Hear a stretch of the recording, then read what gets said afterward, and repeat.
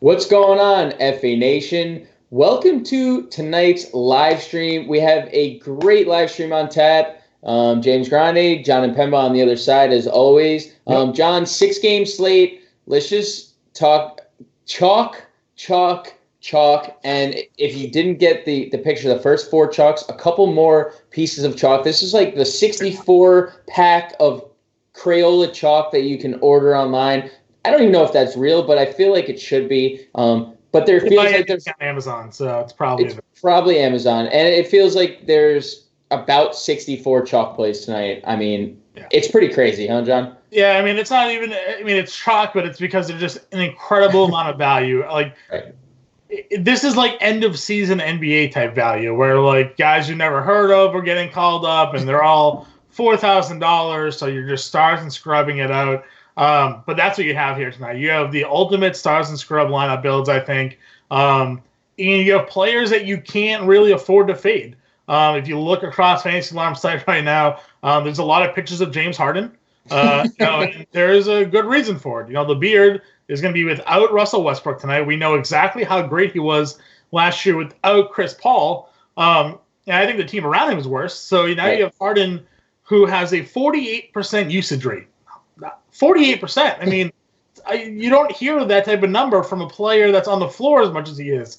You see those high usage rates for guys who come off and play trash minutes at the end of the game, and they score a couple of baskets, and the usage rate jumps up. But he's on the floor a ton of time. I think it was like 80 minutes or so this year without Russell Westbrook on the floor, and he has a 48% usage rate. So we know the usage rate's going to be insane. He's a player that you just can't afford to fade because we're expecting – on a 6-game slate, maybe 60% ownership, maybe higher in GPPs, and in cash games, 90 plus. 90, yeah, it's 90. Easy.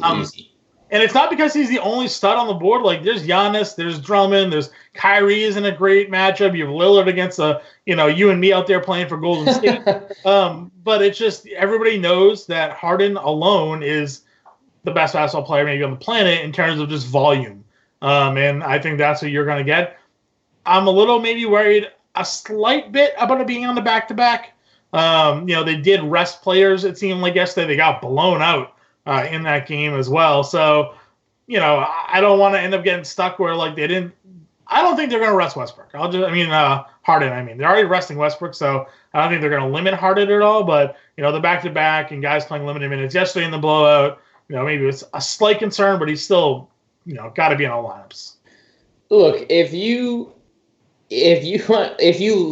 he does sit, it's okay, because if you're playing cash games, 95% of the field is going to have him as well. So, I mean, again, I don't think he's going to sit either. I think you brought up a great point about his supporting cast.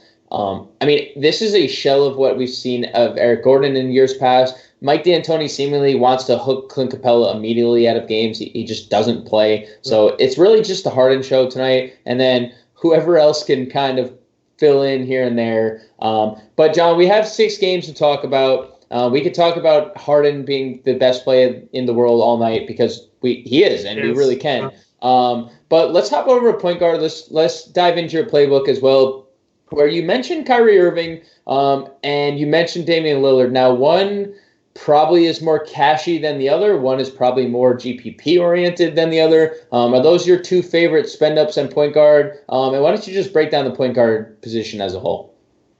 Yeah, you have guys like Lillard and Irving at the top, as I mentioned. Kyrie for me is, if we're talking about point guard position alone, Kyrie's the top play for me.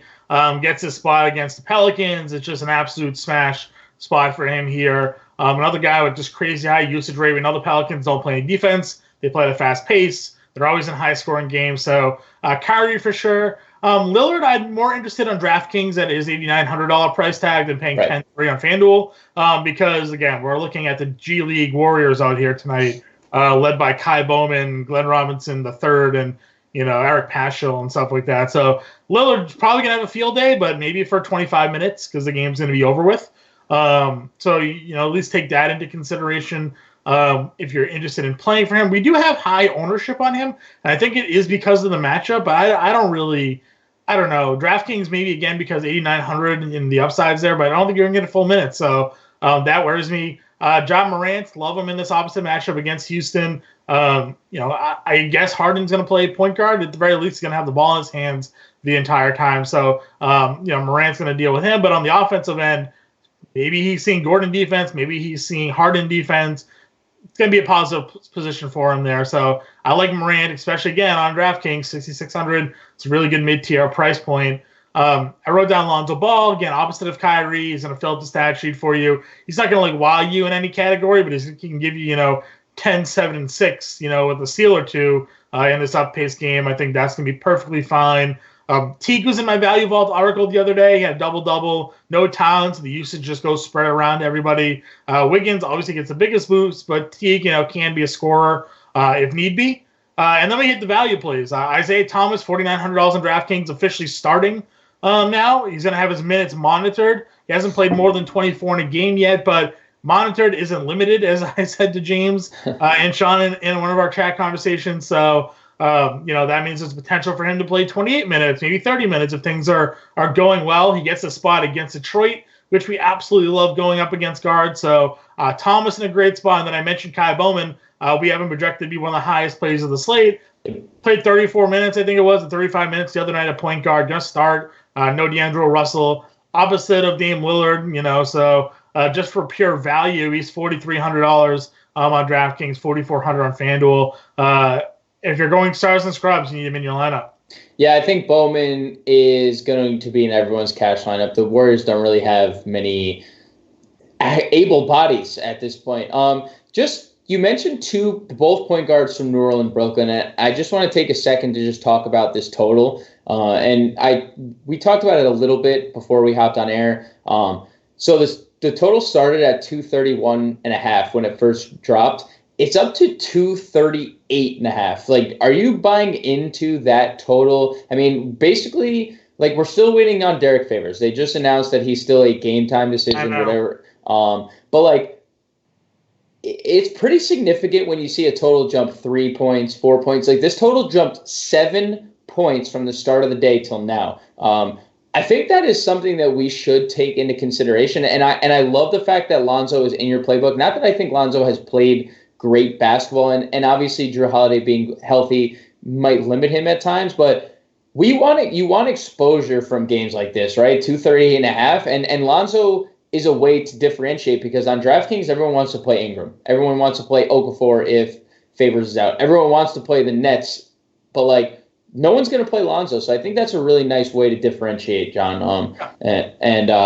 But I digress. Let's move over to shooting guard, where we already talked about James Harden, lock and load. He's going to be 100% owned in your cash games, 60 plus probably in GPPs too. It's just not a spot you want to fade. But if you are playing FanDuel, especially, or DK, if you have a guard spot available, there are other players we have to consider. Andrew Wiggins, you mentioned, gets a nice usage bump, no Karl-Anthony Towns. And then you have guys in your playbook like Karis LeVert, Josh Hart, Bruce Brown Jr., and Damon Lee. Why don't you expand on the position outside of James Harden, even though it's James Harden and then everyone else? Yeah, like I said, I think Wiggins is in a really good spot. He gets a ton of usage bump there. And unlike years past where we played Wiggins and he's really just very scoring relying, he's giving you assists and rebounds now. So that's really helping his floor level production. So you can certainly take a look there. I have Karis LeVert and Josh Hart in the lineup or playbook as well at shooting guard, just getting you more exposure to that Pelicans Brooklyn game, who I initially thought maybe was the one we were going to be featuring. Both of those really great spots. And then Bruce Brown, as you mentioned, 40 minutes the other night, going to probably start a point guard again. Very great play here against Isaiah Thomas, who we know is not a good defender. So Brown, I think, again, very high play here, 37% ownership we have him projected for. I have a question, and it's obviously Bruce Brown is going to start this game. Do you have any interest in Langston Galloway? Just considering he played 28 minutes off the bench last game, 20 fantasy points, nothing to write home about, but something you brought up in before, and it's a pretty good point about the cross matchups. And Isaiah Thomas is probably a little too fast for Bruce Brown. I mean, if he were to potentially get in trouble, we would see a lot of Galloway. Could you see yourself maybe playing him in tournaments, or not just playing him? Any interest, or would you suggest to someone else to play Galloway? Yeah, he's a clear pivot off Brown for sure. Right. I'd rather play Brown, but yeah, I mean, Galloway's fine. We know he can score, just very inconsistent. Doesn't give you a ton of other stats either. But for sure, if you think everybody's going to play 40% Brown, GPP is multi-entry, play Galloway as a pivot off of him. Let's move on to small forward, where I hate Brandon Ingram's FanDuel price, but I love his DraftKings price at 7,200. I think that fits well, and it's a really nice matchup between him and Taurean Prince, both not natural power forwards, but both starting at power forwards. So, I mean, both have double-digit rebounding upside. I love Ingram. I love that call there. Obviously, we got to like Tobias Harris. I mean, you could probably play him in all formats, John, right? Tobias in any format you want. Yep, for sure. I mean, again, no Embiid, rather, so another player where the usage rate gumps up there. Status note, Brandon Ingram now a game-time decision. Just got that word right now. He did leave the other game after getting hit in the head. He didn't show up on the injury report this morning, but now considered a game-time decision. If Ingram sits, we go back to Josh Hart. I think that's a really big play there to pay attention to. So a game with 7:30 start, so 7:01 we may find out the word of whether or not Ingram's playing or not. But that's kind of a big piece there. Love Harris though as a pivot for sure. Again, he and Horford have really crushed with Embiid off the floor this year. So Harris against Phoenix works. Glenn Robinson, again, a player there with Golden State who's getting a lot of scoring opportunities now because they really don't have anybody else. $4,700 and $5,300 on DraftKings and FanDuel. Perfectly fine. Your boy Luke Kennard, you and I are both, we pick our spots with him, and this is definitely a spot for him where 30-plus minutes is pretty much a lock. Like him more on DraftKings because you get that 3-point bonus. I think he fits in well there. And then the last couple guys I got on here are both with Brooklyn. You have Taurean Prince, more of a power forward, but listed as a small forward on FanDuel. And then Joe Harris, who is the small forward, probably a better play on DraftKings to get the 3-point bonus there. Prince, you can play on FanDuel because he gives some of the defensive stats. Back-to-back games with 20 actual points scoring. Only one rebound the other day, but I think that's more of an anomaly. So I think Prince, fine if you need to save a little bit of money. Harris is cheaper, and you can certainly go there.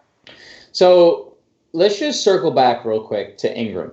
If Ingram were to sit, would that put you on potentially? I know Drew Holiday has really let us down, and there's no denying that. But there's 17 shots per game from Ingram now available. And obviously, I'm not saying that they're all going to go to one guy, but Drew Holiday had a lot of hype coming into the season, and I'm not one of the people that bought into it necessarily, but without Brandon Ingram, with no Zion, potentially no Derek Favors, does Drew Holiday in that up-tempo game maybe pique your interest more?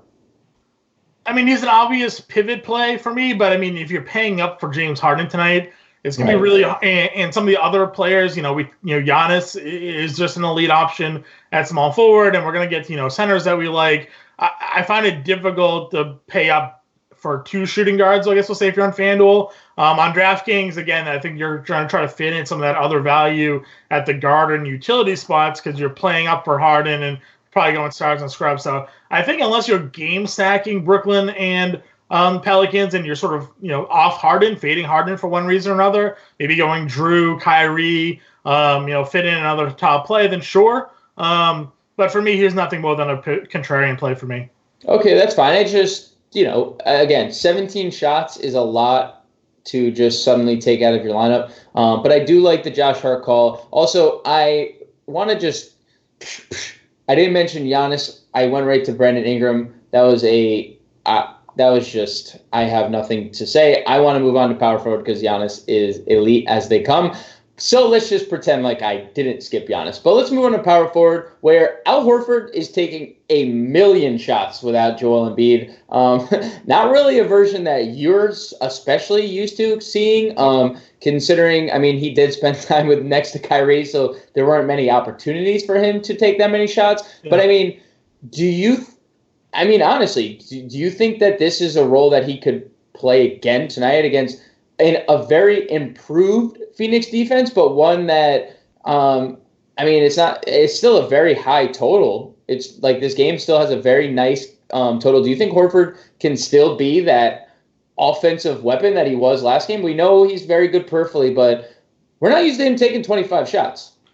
I think he can. And you're right. When he was with Boston, he wasn't asked to be that type of player.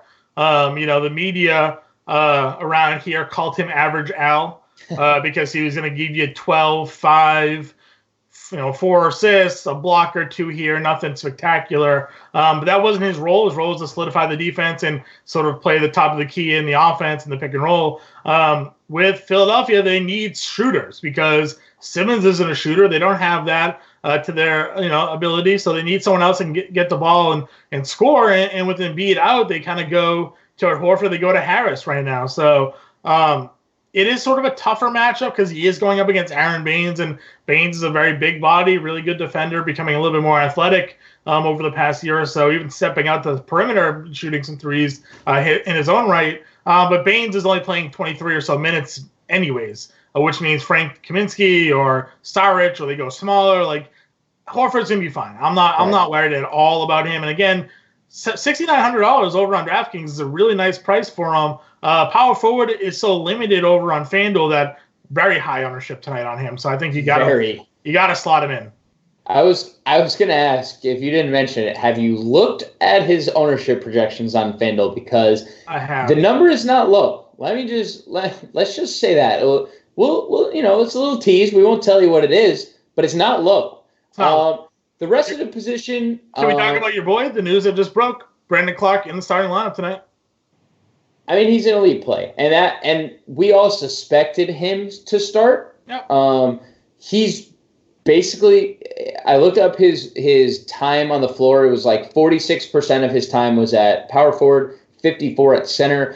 I mean, tonight he's going to play all of the power forward minutes. I mean, not all, because they can play small and play Jay Crowder at power forward and play Kyle Anderson. But he's also going to play backup center minutes. So this is probably the first time he's going to play over 30. He's still under 5K, and this is it. They did a very poor job tonight. And this is why, honestly, we're probably going to see 400 on DraftKings. And we're going to see, because the chalk is so obvious and it's in such good spots that it seemingly is all going to hit tonight. I mean, I'm sorry, and I don't want to say that, we shouldn't be just eating all this chalk, but it's so, like, this is such a good chalky play against the worst defense or 29th ranked defense, because them in Houston and Golden State are neck and neck. And it's also a pace-up spot. I shouldn't say pace-up because Memphis is third, but Houston is first. It's just, look, it's another one. Like, I've been saying it all in our subscriber chat. I've been saying it to you and Sean. There's going to be a core that everybody has in pretty much every lineup. It's gonna seem like 50,000 people colluded tonight. It literally is. But you have to differentiate in the other spots. You play these guys. You play Clark. You play Harden. You play Bruce Brown at 3-2, and you differentiate elsewhere. So he's starting. It's a lock and load. I don't think you need to play Covington at a similar price. I'm sorry. I don't think you need to play Eric Pascal at the same low price. I'm sorry.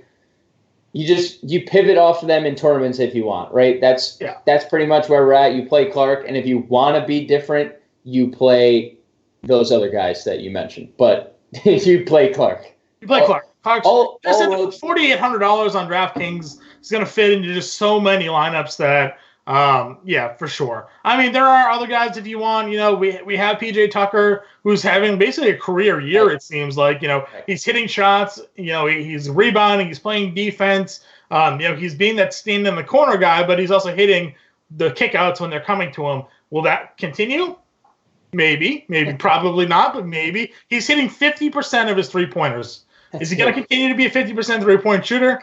Can he continue to be a one for at least one more game, right? Like, that's what you're sort of betting on and banking on there. So you can, if you want to go ahead and get exposure there. Eric Pascal, as I mentioned, he went for a big game, 35 minutes, 25 points the other day. No Draymond Green. They're just starved of any breathing talent, it seems like, in Golden State right now. He's going to start again, I assume. Maybe if Cauley Stein plays more minutes, that could impede him a bit. But, I mean, he's still a guy that is going to be, in a spot to play a bunch of minutes regardless of score. This isn't like a blowout scenario where you're worried like, oh, if they get run out of the gym, he's not going to play. He may play more if that happens. Like they don't have anybody else to go to. So Paschal is fine. I threw Covington in there. Again, just another guy with some usage and upgrades with no Towns. I don't love it. He's going to be on Towns. I mean, he's going to be on Giannis. But again, if you're looking for a low-owned play, maybe you want to go contrarian stack with Minnesota, Milwaukee. Covington is there. And that was largely it for a power forward because FanDuel, it is bleak. At least on DraftKings, there are guys that are also small forward eligible you can put there. But if you're looking at FanDuel tonight, that's basically your power forwards today. I don't know if you heard Zeus barking while where you're talking about PJ Tucker, but that sealed the deal. I will not be playing PJ Tucker tonight. Oh, I thought it was the opposite. I thought if Zeus barks, he likes the guy. No, we talked about it this offseason. He had to be more clear about if he liked or disliked. So it's a bark for a dislike. That's it. Gotcha. Okay, that's fair.